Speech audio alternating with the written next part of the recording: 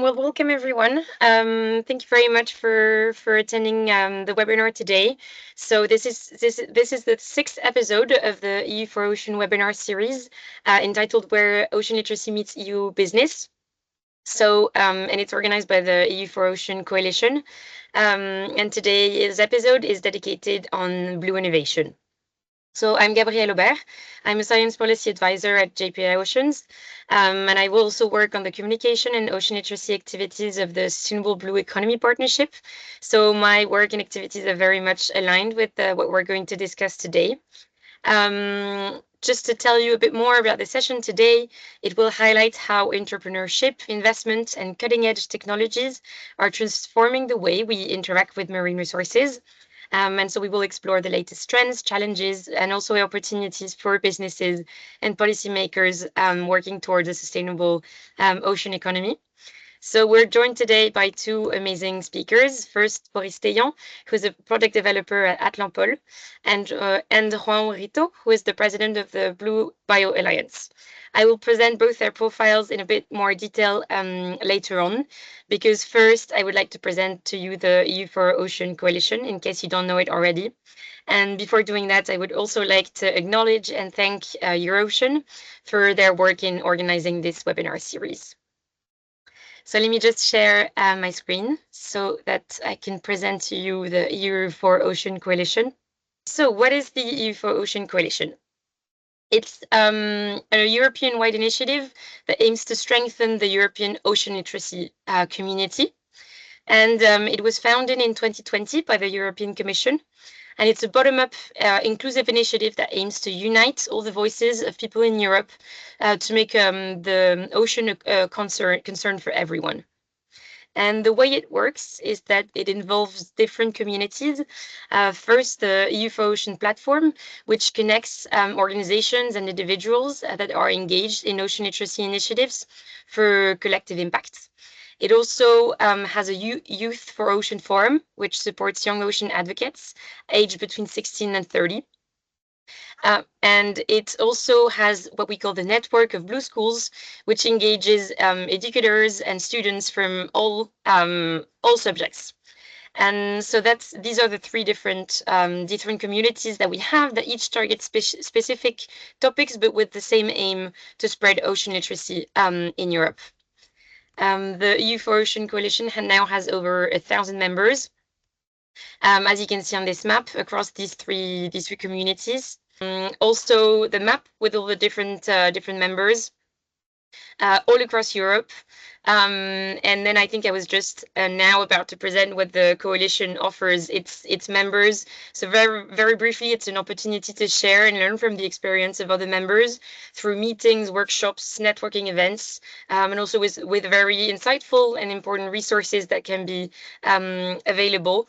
It's also about linking ocean literacy with the EU policy agenda through advocacy campaigns, policy debates, etc. It's also a way to get support to translate your ideas into action through many different partnerships, through different calls, for example, the Young Ocean Advocates in School, but also training and mentorship opportunities. And finally, it's a way to gain visibility and to contribute to a wider ocean literacy movement. Through, for example, the European Maritime Forum or social media activities, etc. I think it's also worth mentioning that the coalition partners with IOC UNESCO to kind of align its activities at an international level, as the IOC has a lot of activities on ocean literacy as well, and to make sure that there is a line and that the synergies are built upon. So we would like to encourage you to join the coalition in a way to participate in the different actions and to develop some ideas and ocean literacy projects. It's a great collaborative opportunity. And then you can see on the bottom right of the slide that there's an info account that you can contact in case you want to have more information or if you would like to engage. And finally, you can also have the opportunity to join the EU for Ocean LinkedIn group by scanning this QR code if you're interested in connecting further with the members of the coalition. So that's it for the presentation. I really apologize about the technical difficulty, but I'm glad that you were able to kind of see what the coalition does. And now that I've presented that, I will present to you our speakers today. So first, I would like to present Boris Teillant, who is a project developer at Lampol. He is also a Blue Invest certified coach for the European Union, and he specializes in business modeling, product market fits, growth strategy, and investment readiness for blue economy startups and SMEs. He has more than 7 years of experience supporting early stage entrepreneurs, and he has helped secure more than 250 million euros in grants, loans, and equity funding. She also has experience in European project management within the marine, renewable energy, and blue economy sectors, contributing to many different major initiatives. And through his role at Lampol, Boris leverages his extensive EU network to connect different stakeholders across the entire blue economy value chain to foster innovation and sustainable growth. So thank you very much for being here today, Boris, and we look forward to your presentation. I would also like to present and welcome Juan Rito, who is the president of Blue Bio Alliance.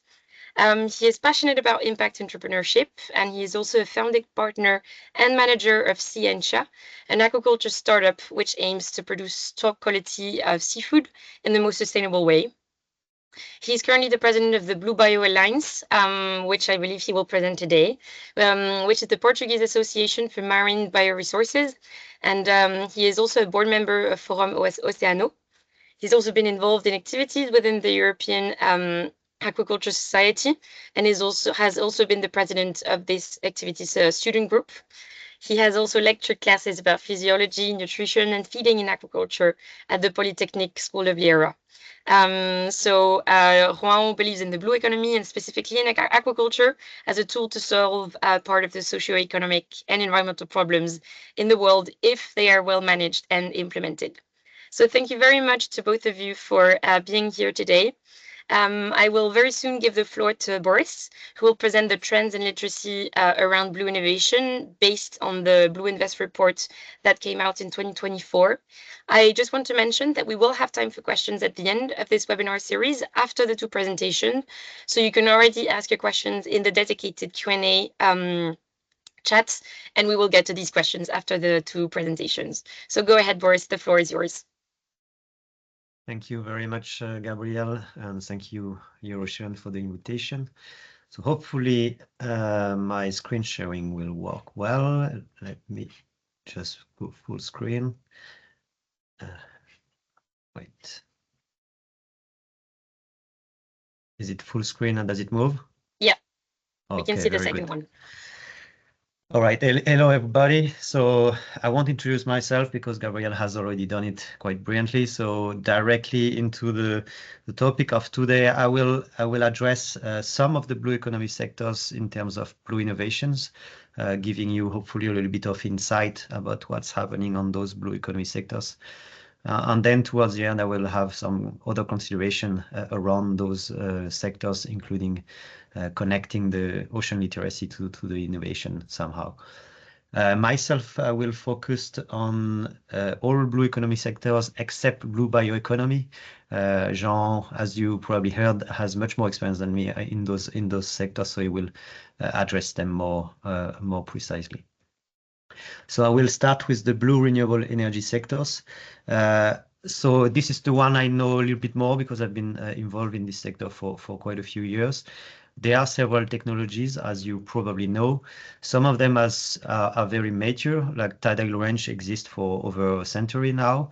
And the new ones, let's say, that are already quite well known and the most mature are fixed offshore wind. Which is already commercially available and deployed on a large scale in Europe and all over the world. And the next one that are coming up to commercial availability are floating wind, which is the same kind of technology as bottom fixed, except that you have a floating platform instead of a fixed foundation to the sea floor. And the one that are a little bit less mature but closing up is tidal energy, so using the resource of the tidal currents around the world. And then further down the readiness level, you have the wave energy sectors, with many different kind of technologies that are already, let's say, at the pilot full-scale level of readiness, where tidal energy, we already are seeing pre-commercial tidal farm. And then a little bit further behind, we have two technologies exploiting the difference of temperature, especially in tropical waters, which is called OTEC, Ocean Thermal Energy Conversions. And also the difference of salinity, which is called simply salinity gradient technology, which is more at the prototype stage. And obviously, as you increase the readiness level on the maturity of a technology, the cost of electricity is going to decrease. And currently, bottom fixed wind turbine is already competitive to most other electricity generation technology, including fossil fuel-based technologies. And the other one are catching up. Looks like, let me, I cannot change again. Can you, okay. Is it moving? Yeah, good. So this is a table that highlights some of the key innovation trends for the blue renewable energy sector. This is the exercise that I will do for other blue economy sectors over the next slides. So I won't go through all of those detailed challenges and innovation trends. I will highlight a few of them, and I invite you to go towards the Blue Invest report that covers them in more details together with some investment analysis across different blue economy sectors. But just a few words on the blue renewable innovation trends. Clearly on the offshore wind side, it's going bigger. So the unit rate of a single wind turbine is increasing. Now we are talking about close to 20 megawatt for a single wind turbine, close to be ready commercially. It's also going further offshore and deeper, and especially then moving towards the floating technology. And there are other challenges, including using power to X. I'm diving to the last one here, which is trying not to bring electricity back to the shore, but convert it in a different, let's say, resource that could be what we can call blue fuel or electric-based fuel that can feed, for example, vessels. Again, I won't go through all the other innovation trends here. Just what you have to keep in mind is it can not only concern the technology itself, but the whole life cycle. Just one word about the carbon footprint of the offshore renewable energy technologies. Just to remind everyone that electricity today is actually only about 20%, a little bit more of the final energy consumptions. So the 80% still rely on, let's say, a different type of energy than electricity, and mostly based on fossil fuel. And today, what an electricity source can be considered low carbon if it's under 50 grams of equivalent CO2 per kilowatt hour, which is already the case for onshore wind, as you can see on the table below, as well as fixed offshore wind, which is decreasing over the past few years. And the same happened with floating wind, which is still a relatively uncertain value at this stage, which is rapidly decreasing in terms of carbon footprint. In general, what you have to remember is decarbonizing by using offshore renewable energy is clearly a strong candidate to contribute to the decarbonization of the world energy consumption, especially when it directly substitutes fossil fuel-based generation of electricity or other type of energy. Moving to another blue economy sector is the water management. Here, there are four main categories of, let's say, economical development across the water management. The first one is monitoring. Some of the new technology that are being developed here are about using biosensors or eDNA techniques, as well as different type of spectral analysis system. On the purification system for the water, the new technology are mostly about the filtration and using ultrafiltration system or nature-based solutions. On the pollution management aspect, one of the key issue is to improve the detection system. Again, using different type of sensors or combination of data transmission and sensors. And finally, on the desalination part, which is an increasingly important, let's say, sector across the world. Some of the key aspects here is to improve the energy efficiency of the plants, as well as using renewable energy to feed them and to deal with the brine that is a byproduct of the desalination. On the ocean observation, this is relatively a transversal sector, so it concerns collecting first and transmitting the data. Again, here you have the new type of sensors that have been mentioned before, including quantum type of sensors. Different type of imagery technologies that are being improved, especially for underwater development. And the IoT, which is not only for blue economy or offshore application, is also being increasingly implemented for different type of data collection system.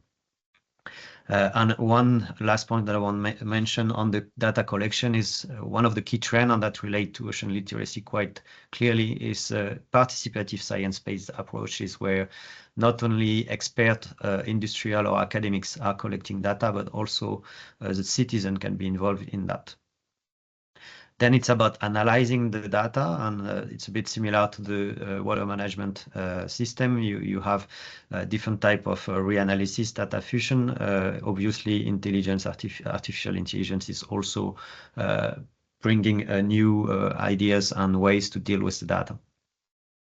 And just a few words about the new type of data, or new, not necessarily, or recent, let's say, type of data usage that can be done. One to highlight is maybe the carbon credit certification, which is using a lot of data to ensure that the blue carbon can be certified in a strong way. Deep sea, not exploitation, but exploration. When people say that we know less about the bottom of the sea than we know about the surface of the moon, it's actually true in terms of biological, chemical, and physical properties. We don't know that well the bottom of the sea yet and the bottom of the ocean.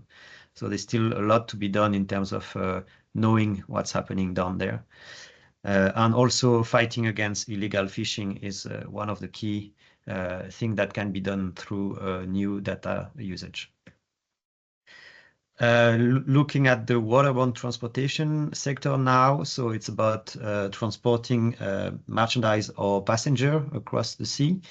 There are two main trends here. Is first on the port and ship side is to greening, to improve the environmental performance of the ships and the ports. So that means doing eco-design development using wind assisting propulsion, the new type of fuels, and there are quite a few different options here, and it's not very clear which one is going to be the best depending on the type of ships. And also about reducing the speed. It might not be seen as an innovation trend, but actually it's not that simple from a social point of view that you can accept that you can reduce speed for both the clients as well as the operator. And the second key component of the innovation trends is more about using digital tools. So it's called smart ship, smart yard, or smart port. So one of the key trends here is using digital twin or new generation of robot. So AUVs or ROVs, they are the two main types of robot that can be used to explore underwater components and inspection, and also smart logistic can play a strong role in the future. This slide I will go quickly. It's just to recall something that I mentioned earlier on, is that you can find innovation across the full life cycle of any blue economy sector. So not just the technology itself, but also on the conception stage, also on the maintenance and operation stage, and even during the decommissioning part. So there are innovation across all of those key phases. So it's not just the technology, it's across all the different stages. This slide is about some environmental consideration. As you probably expect, any kind of human activity in the ocean environment would have an environmental impact.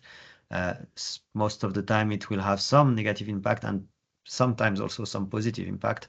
And here are some of the considerations that are often used in environmental impact analysis for blue economy, mentioned in terms of pressure. So you can consider things as the footprint itself, how much space you use. You can consider things as noise. Noise is a key element in terms of environmental impact analysis for water-based or ocean-based technologies, underwater and also at the surface. And another example is everything related to chemical hazards and pollution. These are some of the environmental considerations you should have in mind when developing technology at the sea. And finally, I will conclude with that slide to also hopefully engage a little bit of the debate that we on the question Q&A session we will have later on. Consideration at the intersection of ocean literacy and blue innovation. Communicate science-based information is not that easy, especially when you have technologies at various TRL levels. So the TRL, if you're not familiar, it's basically the maturity level of an idea of a technology. The lower it is, the more it is just a concept. And the higher it is, the more the product is actually fully operational and ready to operate in its real environment. And it's not that easy to communicate information that is sound and clear for different type of stakeholders when you are at low TRL especially. In anything that has to do with innovation means you have to acknowledge failures. This is part of the process. I think any entrepreneurs and probably Jean as well knows that if you go through innovation process, failures are going to happen and you have to acknowledge them and you have to make also the most of them in terms of learning from them, as well as avoiding making some based on the learning of others in similar sectors. In the sea, there is different stakeholders, different usages, and it's quite complex to spatially plan and let's say find a compromise between all the different type of activities that can happen. And you have to balance that with the need to protect and preserve some areas of the sea and most areas of the sea, hopefully. So you have to combine human activities with protection and preservation, and this isn't easy. We see the ocean and the seas as a huge area. It is huge, but that doesn't mean that nothing happens. And most professionals in the sea, they have a sense of belonging. That's it. You often relate to your working environment because it's quite unique. You work in the water, you work in the ocean, so you often relate. If you talk to fishermen, they have a sense of belonging to the sea. While most other general public that are not directly working with the ocean, they see the ocean as their holiday, mostly. So connecting those professionals and the individuals, the general public, means that we need to find better ways to communicate and to speak the same language. So I just wanted to conclude that we have to promote clearly sustainable innovation, but we also have to avoid what we can call blue washing, which is the blue counterpart of the green washing happening in some areas. Well, that's what I wanted to share with you. I'm happy to discuss on the Q&A session afterwards. Thank you very much, Boris, for this very, very insightful presentation. So yeah, I'm sure there will be lots of questions. At least I will have some at the end of the two presentations. So thanks a lot for that. So now I'll give the floor to Juan, who will present the work of the Blue Bio Alliance. Thank you so much, Gabriel. Good morning, everyone, or good afternoon for some of you. Let me share my screen. Do you see it now? Yeah. Yes, perfect. Okay. So I'm here in this event representing Blue Bio Alliance. Well, in talking a little bit like about ocean literacy and blue innovation. Well, first of all, what is Blue Bio Alliance? Blue Bio Alliance is an association in Portugal that aims to promote and represent the marine bioresources sector across the entire value chain. And we're talking really the whole value chain of the blue bioeconomy. Well, firstly, explaining a little bit what is the blue bioeconomy. It's basically, well, when we talk about sea economy, is activities, economic and activities in the ocean, Blue economy is the sustainable economical activities in the ocean or using the ocean, and the blue bioeconomy is everything within the blue economy, but that uses bioresources, biological, so any living organisms that are living in the ocean or within the ocean water. So when we talk about the whole value chain of the blue bioeconomy, it doesn't have to be necessarily every company or stakeholder that is using these resources, but they can actually be part of the value chain, helping the companies that are using those resources. For example, marketing companies, legal companies, law companies, whatever. So we include everyone. And within our association, we basically increase our network and promote the network growth of different associates, different stakeholders, and having right now more than 220 associates, not only from Portugal, but from all over the world. And we are based in 4 different pillars, which are firstly collaboration. We make sure that all the stakeholders collaborate with each other. And by promoting this collaboration, we also are promoting innovation between them, because they can then develop projects with each other with different types of expertises. And with it, this innovation will definitely come.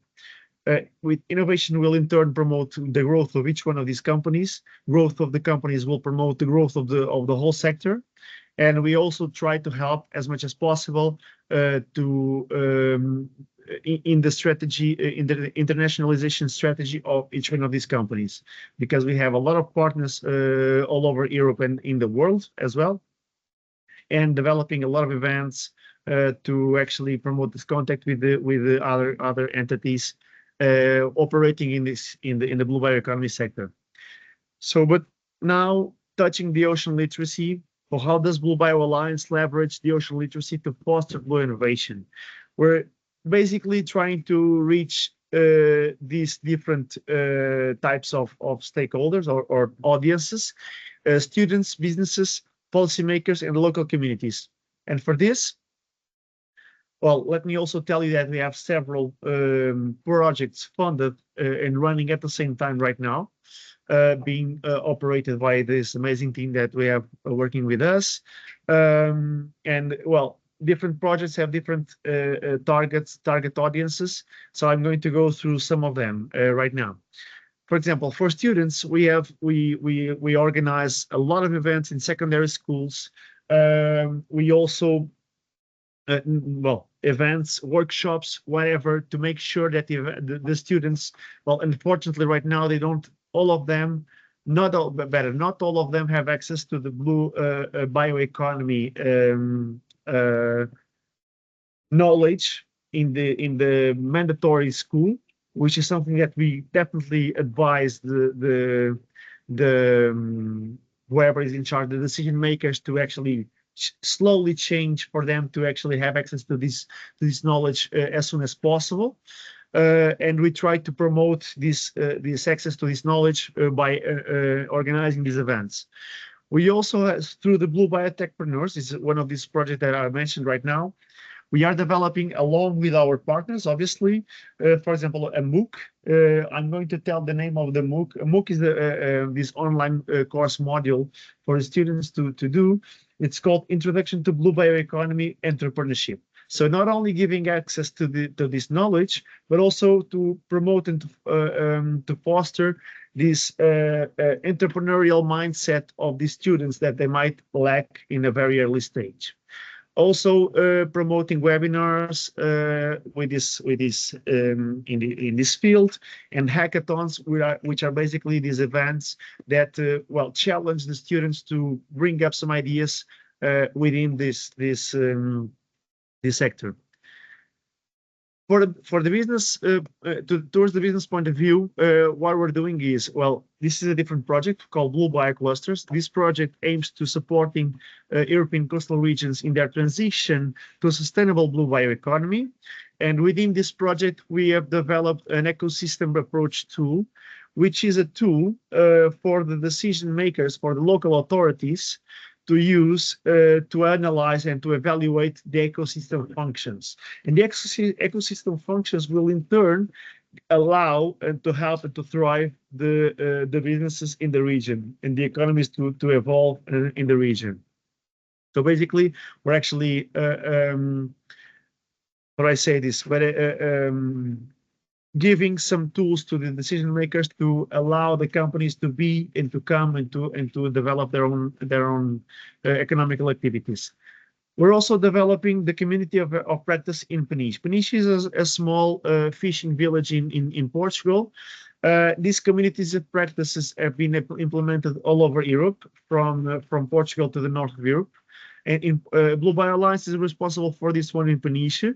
And what do? We basically promote these workshops that invite all the stakeholders in this region that are operating in their own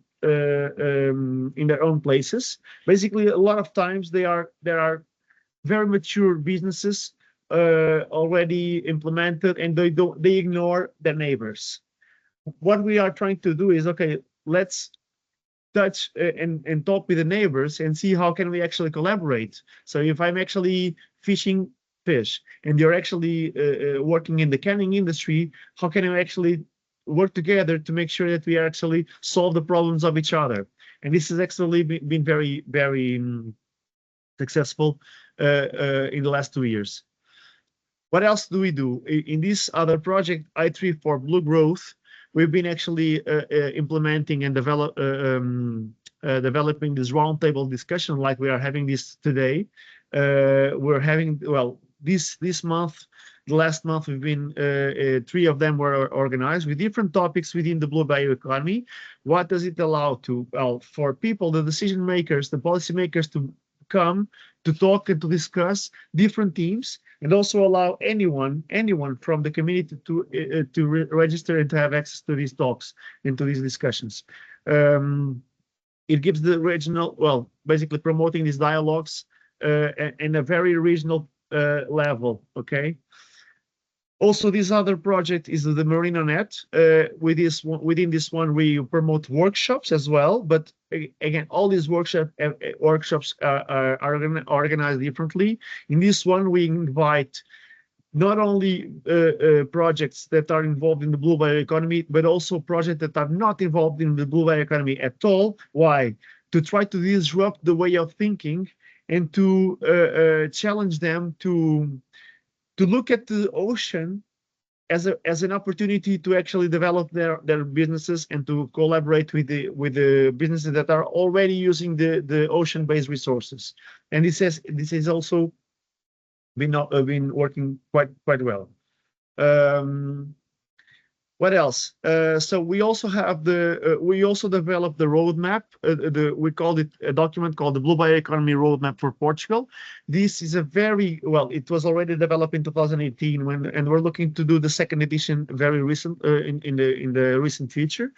And this document gives some, well, firstly gives a state of the art of what is the blue bioeconomy at the moment, or what it was in 2018, and gives guidelines to the policymakers, to the politicians, to take action and to give some hints on the constraints and the bottlenecks of the development of the blue bioeconomy and what can we do to actually solve them. It is very useful, and everybody is actually using it in Portugal, and everybody is actually looking for a second edition in a very short notice. In the other project that we also have is the Blue Bioeconomy Pact. It's a big project with 83 entities as partners. And we organized an international conference inviting a lot of stakeholders, startups from all over the world that came here to Portugal in Aveiro. And we had, in these pictures, you can see Lydia Vulcão, the Secretary of State for the Maritime Affairs, interacting with all these companies and all this showcase of products. It's a way of actually making them collaborate and talk with each other. We were also last year, we were also able to to participate in the preparatory meeting of the 2025 United Nations Ocean Conference. This happened in the headquarters of the United Nations in New York. I don't know if you are aware of this conference. It's one of the most important conferences related with ocean, well, with ocean-related topics. It's going to happen in Nice this year in June in Nice. So look into that. And we were able to actually be part of the discussion and actually making a contribution, a written contribution and an oral contribution towards the discussion of what was going to be the agreement out of this conference. This was really, really important for us. Also, how can the society actually be involved? For example, we have developed the Blue Demo Network, which is a digital platform, an online platform with a lot of services for whoever is involved in the blue bioeconomy. That is our associate as well. And one of the things that we can do, for example, well, I can give you the example of my company, Scientia. We use this platform getting services that are not usually found everywhere.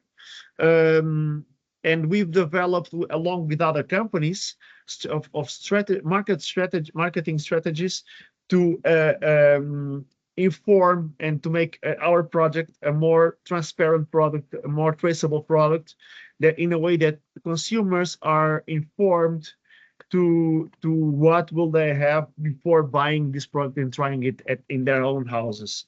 This is one very important topic that I can develop and talk about more in the Q&A session. But basically, how can you actually, well, ocean literacy is basically information and not disinformation. And for example, we are based in Portugal, and Portugal is a country that usually prefers wild fish instead of farmed fish, aquaculture fish. It's an idea that we want to change, definitely, because it doesn't mean that a wild fish is better or have a higher quality or have less contaminants than a farmed fish.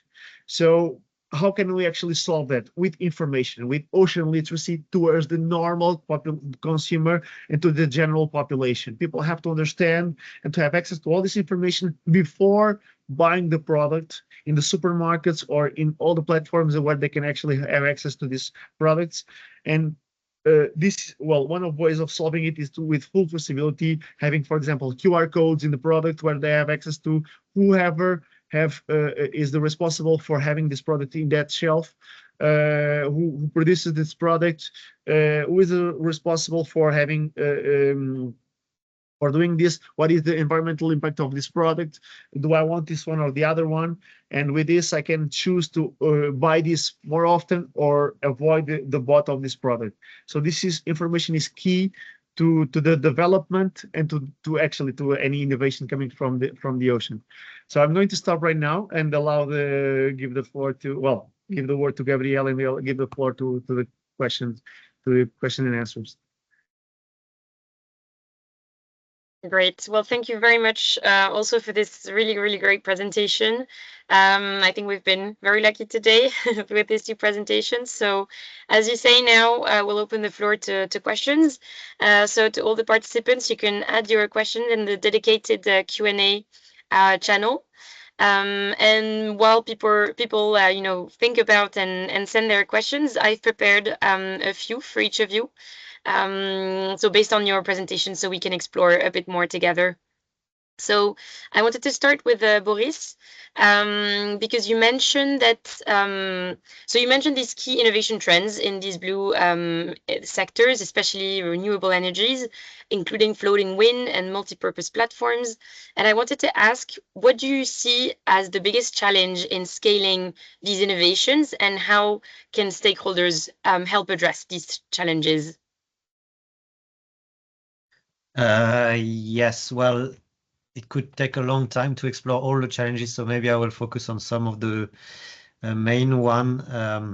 As I mentioned, for floating wind, the main trend is to go bigger, to go deeper, and to go further offshore.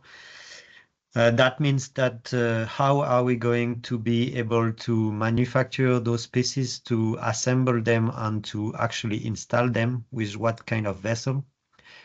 Those answers are not easy to answer because it's very big and because there are not so many ports and not so many vessels that can handle such big components. So that's one of the key challenges from a technical point of view. If I take a little bit of a step aside and not just looking only as a technical aspect, is that from a social point of view, one of the key issues with offshore wind is social acceptance, which involves several aspects, including conflict of usages, for example, with fishermen. And also some people that don't want to see an offshore wind turbine if they have a house close to the coastline. And going further offshore and using floating wind can help towards that because it's going to be less visible, if visible at all. And it's going to be in areas where maybe, and I say really maybe because we are not sure today, we might combine fishing or aquaculture within the wind farm. There are some experiments around those aspects. We still don't know. And this is a good transition to the multi-purpose platform question, which is doing that, like combining aquaculture, for example, in floating offshore wind farm is somehow the beginning of multi-purpose platform, or it's somehow a good way to start seeing how can this be done in a more compact way, which is the purpose of multi-purpose platform. So yeah, maybe this is some of the consideration that I wanted to highlight. Great. Thank you very much for these answers. I'll maybe follow up with a second question before going to João. So you talked about at the end of your presentation on the communication around science-based information that can be challenging at different technology readiness level.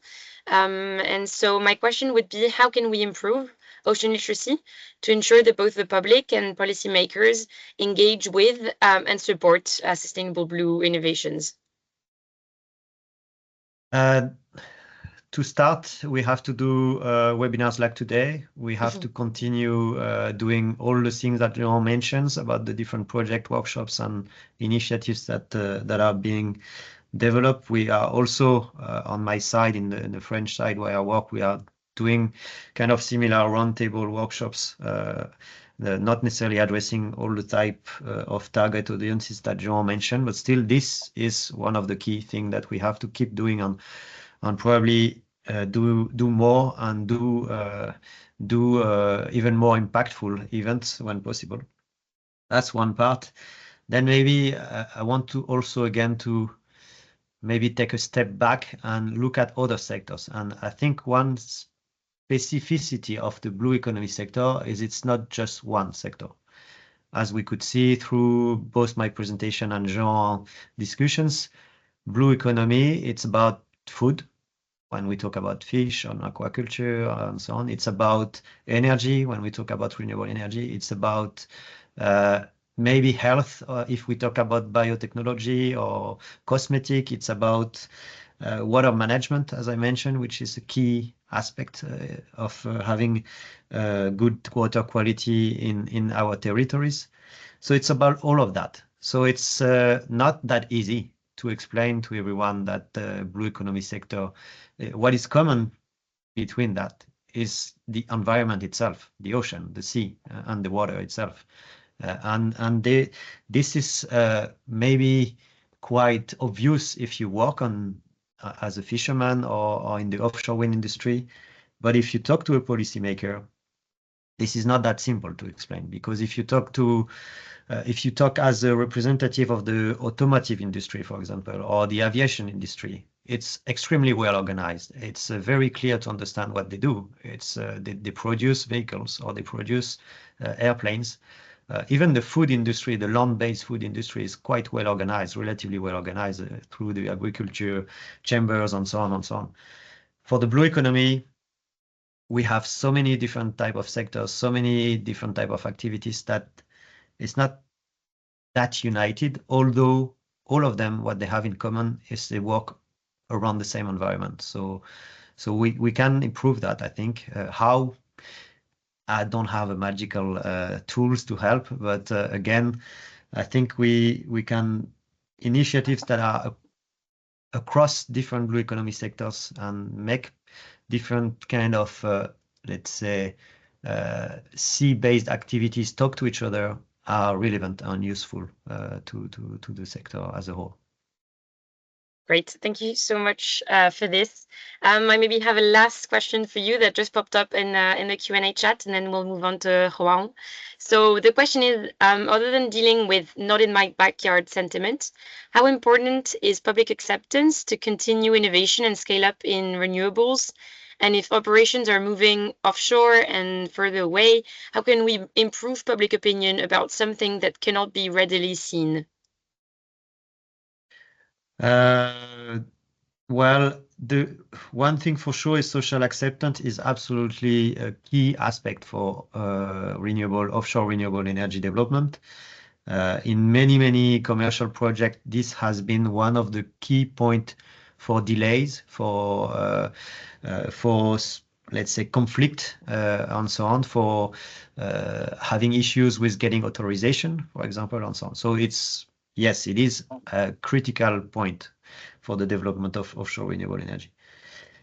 Obviously, going further away and having technology that are either not visible or very difficult to see is helping for those people living on the coastline, but it's not the only aspect of social acceptance. Social acceptance is also about managing the fact that you want, for example, as I mentioned before, fishermen and other users of the sea to be in line with this big project development, because they occupy, in general, a relatively large area in the sea. And you want to manage those interests. You also, going further offshore seems to be the ideal, let's say, solution. But going further offshore means it's going to be more expensive because you need more time to develop, more time to more distance to connect. So it's typically more costly. And if it's more costly, it's less acceptable for the general public, because they don't want to pay their electricity bills 3 times more than it used to be. So it's not an easy answer. There are some comparison and benchmark about how to navigate around the public debate that are happening in any kind of offshore wind project. And there are tools that can improve how to include citizens into the debate as early as possible and as, let's say, informed as possible by providing different kind of ocean literacy tools to them with science-based fact data, so that the discussion can be transparent and yet sound and robust. Great, thank you very much for this. Now we'll move on to João, for who I have a couple questions. First of all, you mentioned that the Blue Bio Alliance connects industry, research, and policymakers in the blue bioeconomy. And so you already touched upon that a bit in your presentation, but going a bit further, how can ocean literacy help bridge the gap between the scientific advancements and the real-world applications in a way to ensure a more sustainable and innovative sector? You're muted. Sorry, that's a very nice question. Thank you, Gabriel.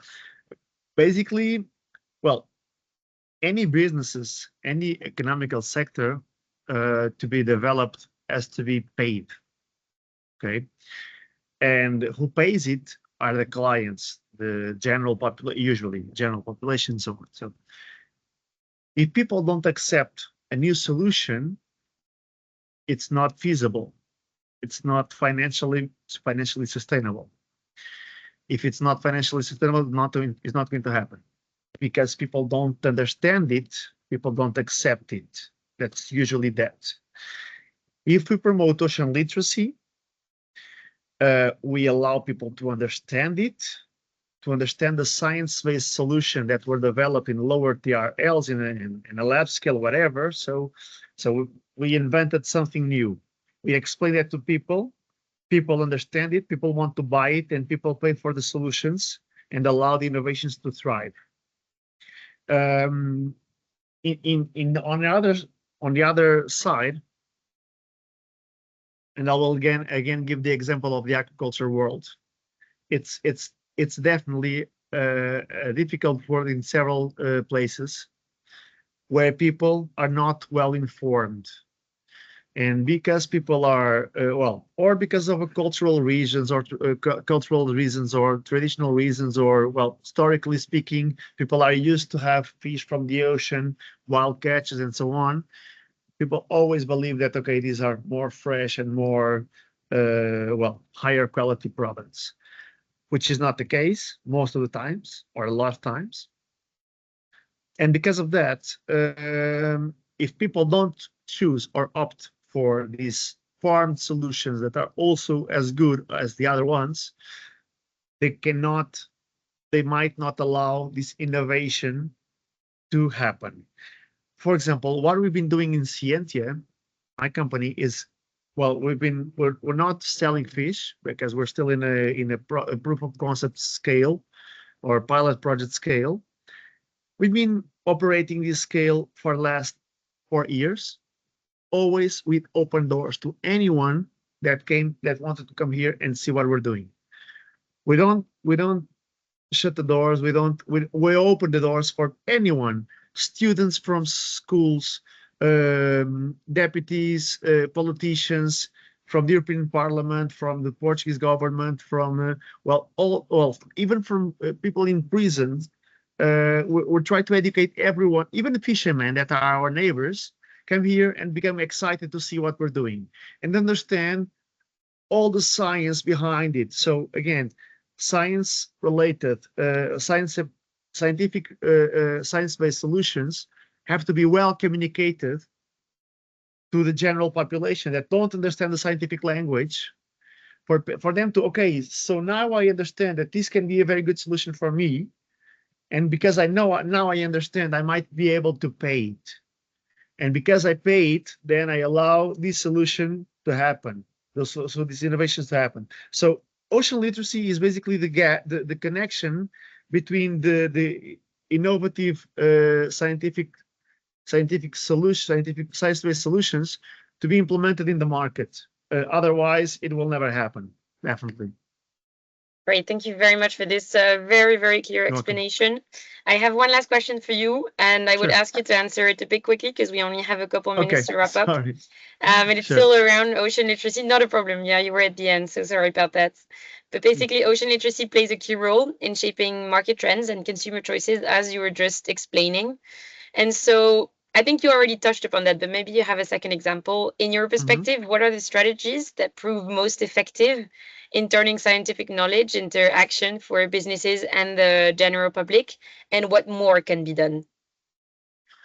Okay, thank you again for the question. What I think that probably, and I believe that this is one of the best strategies to educate a full population of a whole country or a whole region, is including this information, what is recently being developed in a very early stage of students. Primary school, for example, everybody is studying terrestrial farmed animals. Nobody study agriculture over there. They will only have contact with this in the superior school or whatever. It never appear in their books in this program, in the educational programs, in a very, very early stage. I'll give you one example. For example, recycling garbage. Well, 20 years ago or 25 years ago, in Portugal, the Portuguese government implemented a major strategy of educating people to separate trash, plastic from paper, from glass.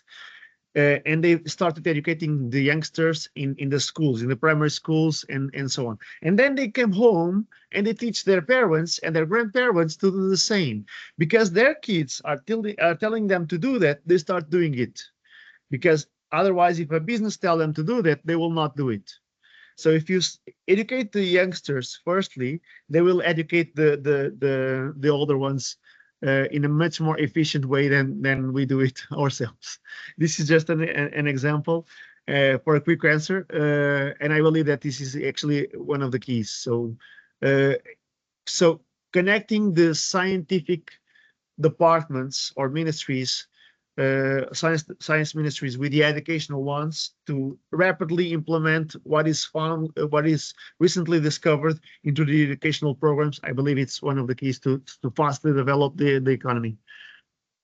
Amazing. Thank you very much. And I think that's a very, You're very welcome. telling example that we all know about and we know less about blue economy and bioeconomy. So thank you Exactly. very much.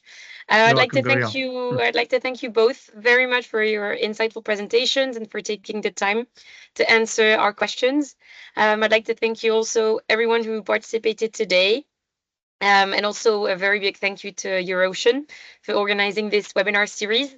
This is now the end of the 6th episode on blue innovation. As a last word, I would just like to say that the EurOcean Coalition is organizing its next webinar around the end of April, and it will focus on the renewable energy sector. So we'll go in a bit more detail on some things that we discussed today. We encourage all of you to follow EurOcean on social media to have updates on future webinars and other activities. And also, please note that the webinar video will be available soon on the EurOcean YouTube channel in case you want to catch up on some things that were said or on some of the slides. So thank you very much to all of you, and we hope to see you very soon during the next episode of the series. Thank you. Goodbye. Thank you so much. Bye-bye. Thank you. Bye-bye.